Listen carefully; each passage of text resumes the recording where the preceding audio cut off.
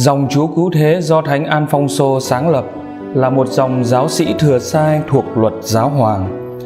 Mục đích của hội dòng là theo gương Chúa Giêsu Kitô Cứu Thế bằng cách rao giảng lời Chúa cho người nghèo, như chính Ngài đã tuyên bố về mình: Người đã sai tôi đi rao giảng tin mừng cho người nghèo khó.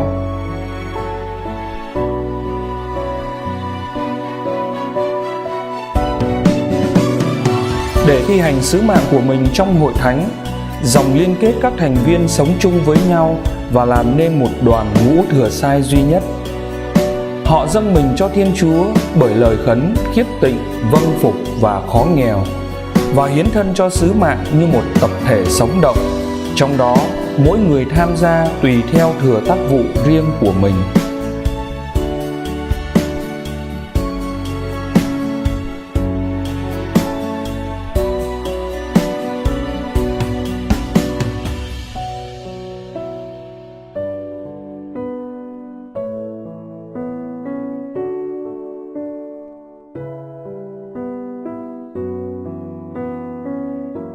Đào tạo ban đầu được bắt đầu từ lúc tiếp xúc lần đầu cho đến khi lãnh sứ vụ linh mục đối với giáo sĩ, hoặc cho đến khi khấn trọn đời đối với các ứng sinh trợ sĩ. Ứng sinh trong giai đoạn này là các nam sinh Công giáo có ý hướng sống đời tu dòng Chúa Cứu Thế.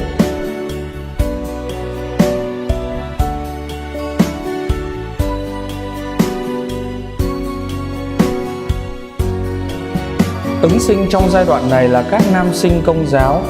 với những phẩm chất trung thực, cởi mở và có tinh thần cầu tiến, có tinh thần đạo đức, biết quan tâm đến người nghèo và muốn dấn thân phục vụ họ theo tinh thần của dòng.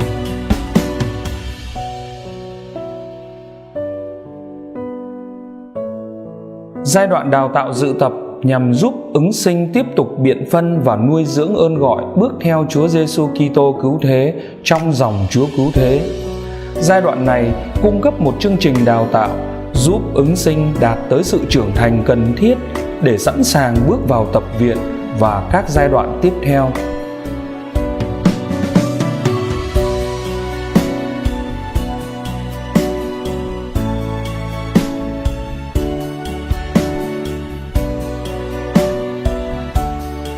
Vì đời tu bắt đầu ở tập viện nên đây là thời gian quan trọng trong tiến trình đào tạo ban đầu.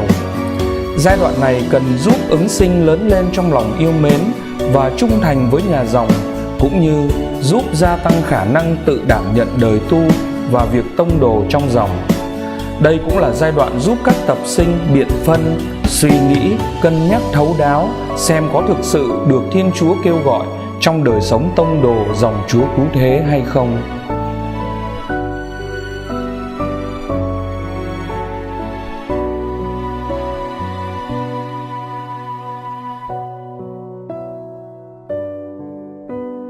Định hướng chung trong giai đoạn học viện nhằm giúp các tu sĩ trẻ trưởng thành hơn để dấn thân trong ơn gọi thánh hiến theo đặc sủng dòng Chúa Cứu Thế bằng cách rao giảng tin mừng cho người nghèo khó. Cùng với việc đồng hành cá nhân trong giai đoạn này, các tu sĩ được nhìn nhận đã trưởng thành về nhân bản, thiêng liêng, tri thức, cộng đoàn và mục vụ. Từ đó giúp các tu sĩ tiếp tục với chương trình đào tạo nhằm thúc đẩy các tu sĩ áp dụng những hiểu biết đức tin vào đời sống cộng đoàn và mục vụ để dấn thân trọn vẹn theo đặc sủng và sứ vụ của dòng.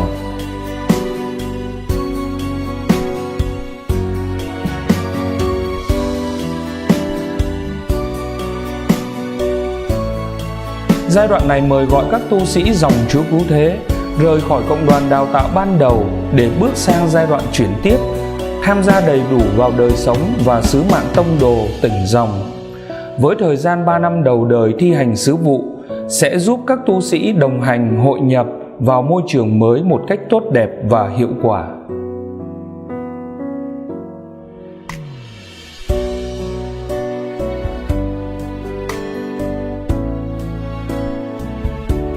Giai đoạn này giúp các tu sĩ dòng Chúa Cứu Thế luôn ý thức nhu cầu đào tạo không ngừng trong suốt cuộc đời, đồng thời khích lệ các tu sĩ sử dụng thời giờ để làm mới bản thân, cũng như khả năng của mình để đáp ứng các nhu cầu và thách đố của thời đại, và nhất là thăng tiến bản thân lẫn đời sống tông đồ.